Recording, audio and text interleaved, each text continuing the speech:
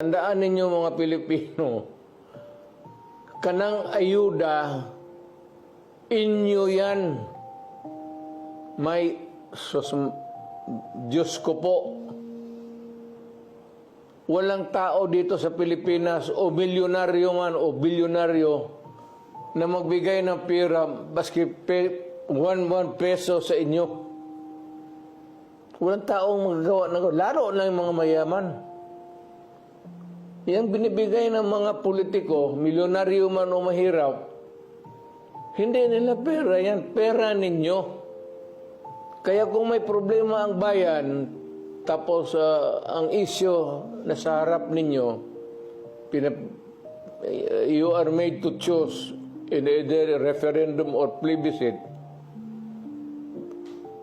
maawa naman kayo sa anak ninyo, future generation. Isipin ninyo yung problema. Yung ibigay ninyo ng pera, kunin ninyo, kay pera ninyo yan. Hindi gago itong nag-imprinta yan sila ng pera, ipamigay. No, it's your money. Ninanakaw nila yan, yung iba.